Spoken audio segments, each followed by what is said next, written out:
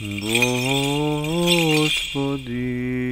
Исусе Христе, Сине Божий, помилуй меня грешного. Денеска ја празнуваме петтата седмица од празникот на Великиот Пасхален пост. Денеска Светата Црква Божја, односно ова недела, ја посветува на големата египетска подвижница Марија од Египет. А нејзиното житие, според многу нешта, целосно се совпаѓа со светата евангелска перикопа, читана денеска на светата литургија, а е авторско дело на светиот апостол и евангелист Марко. Во што е имено совпаѓање? Накратко да се сетиме, да се подсетиме на содржината на евангелското четење. Во него се зборува за Христос, окружен од светите апостоли.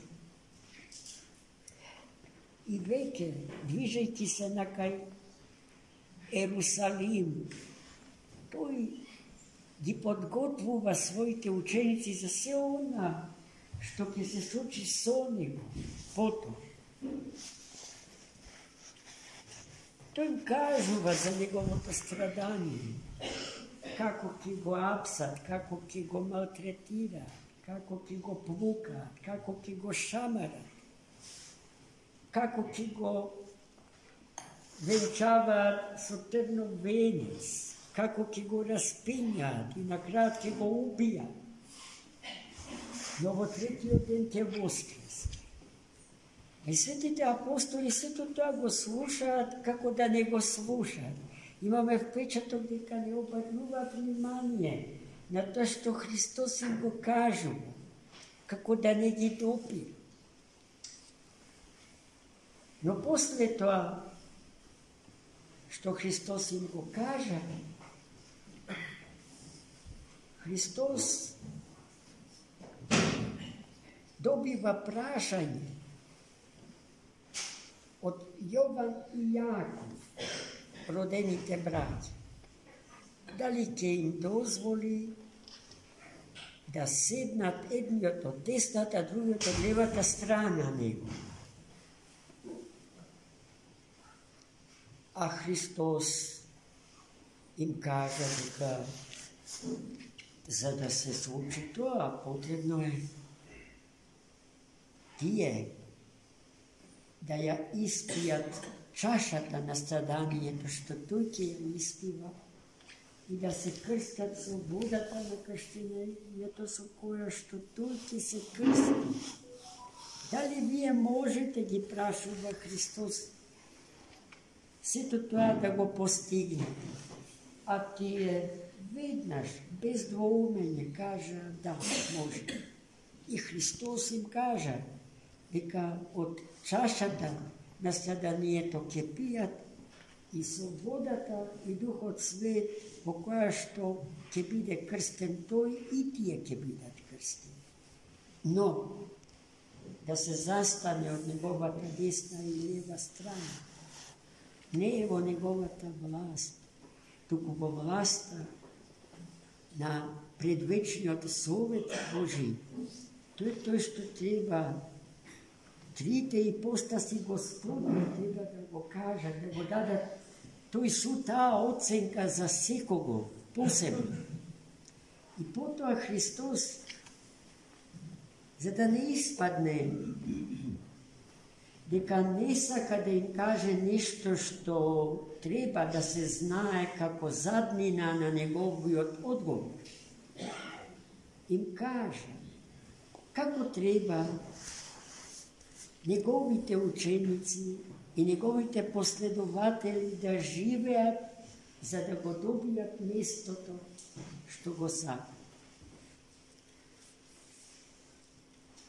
Најпрво им кажат дека за да се биде поголем од другите,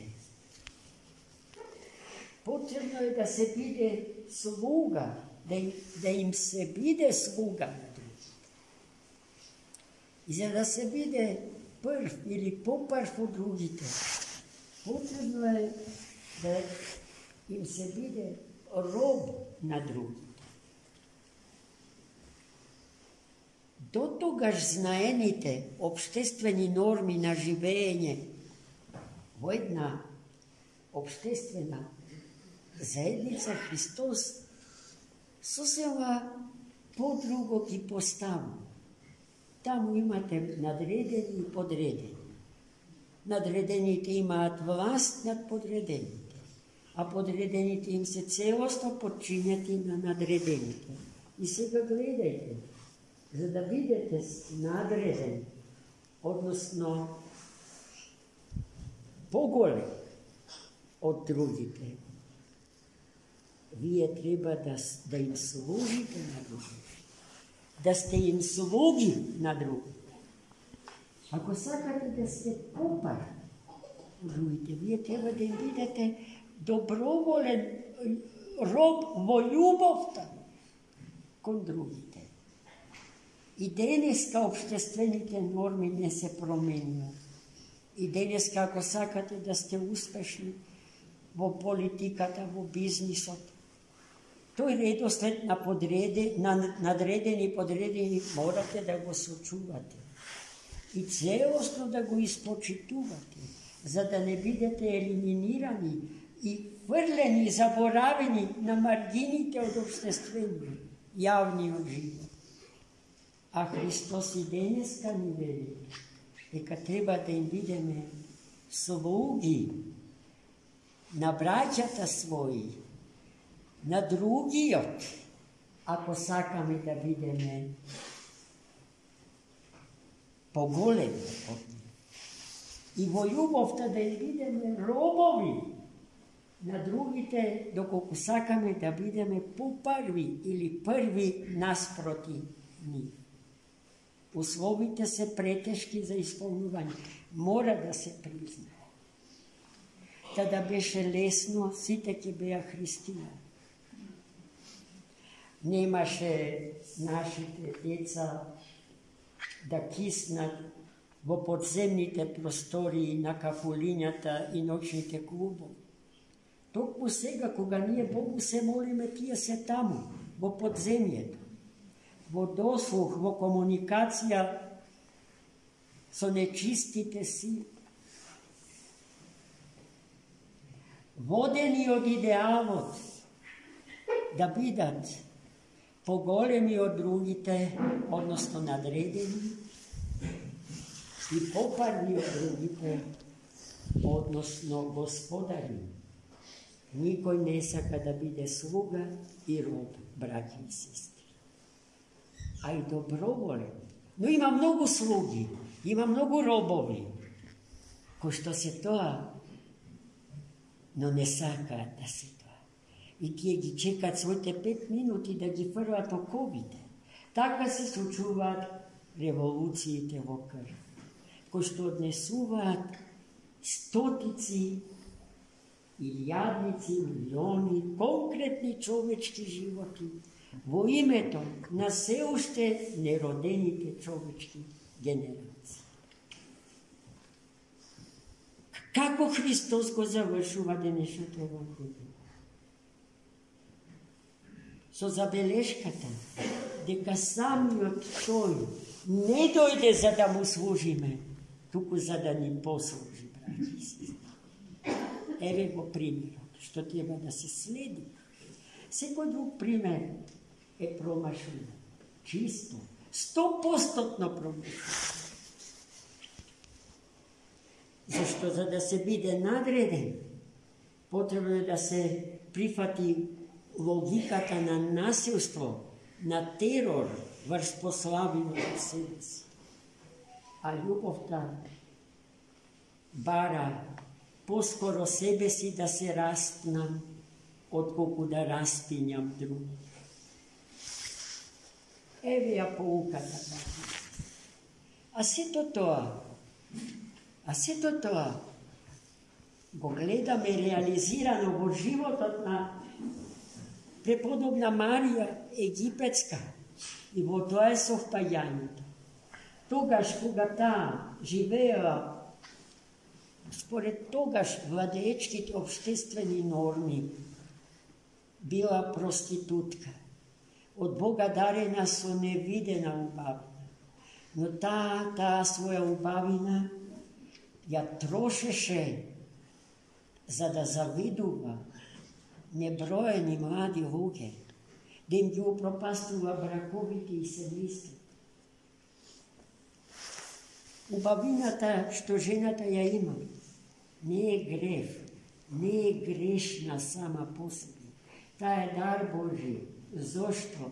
За жената да ни роди убави деца. Но не да се проституира. Тоа што жената го правила низ вековите, го прават и мажите, за жал. И тоа е тој проблем на така наречената сексуална револуција, која што без неја го потресува светот, односно човештво. Црквата има одговор. Еве го одговорот. Преподобна Марија, кога стана свесна за гревот што го прави, го остави овој свет и ја насели пустињата. Таму умре Марија грешната. Таму умре Марија проститутката.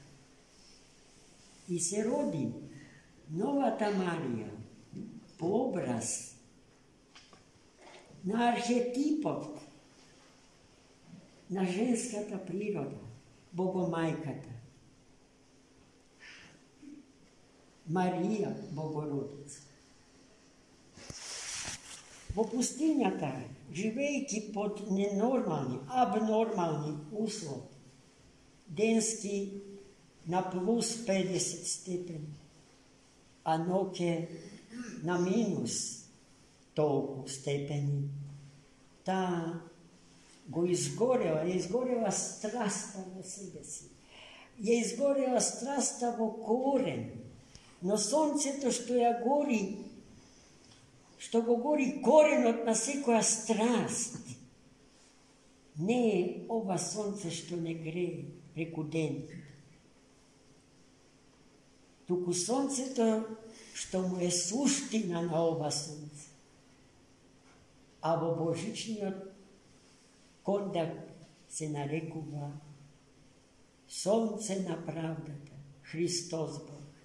Сонце на вистината, Христос Бог. Тоа сонце, браќи и сестри, единствено има сила да ја изгори, да го изгори коренот на страста.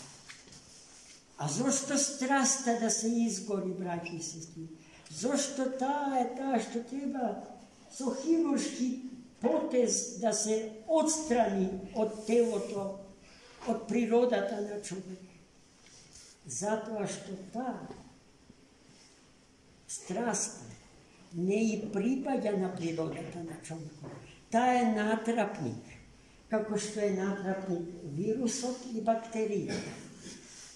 И тие го напаѓаат телесниот организам на човекот и го загрозуваат неговиот живот, неговиот обстанок. Така и страстите, браќа, кои што не фрлаат во грев, а гревот во смрт, како што чухме во денешното време. Не и припаѓаат на природата на човекот, создадена од Бога. Тие имаат за задача да извршат радикална деструкција, распаѓање на таа природа, да ја предизвикаат смртта на човек.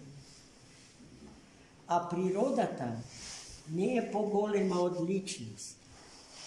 Личността е носителка на природата. Еве го ја суштината на православниот персонализам, до кој што немокно и немошто, дури сега со доцнени од 2000 години доаѓа современата психијатрија и психологија. Секако и современата, модерната социологија. Личноста е носителка на природата, а не обратно природата на личност. Господ Господ да ни чува, да ни расти, да му бидеме достојни во секој поглед, да му бидеме светлина на светов, откако неговата божествена светлина ќе го растера, ќе ја растера темнината наша предизвикана од гревот наш, од страстите наши, од нашите смрти, чиј број е безброј.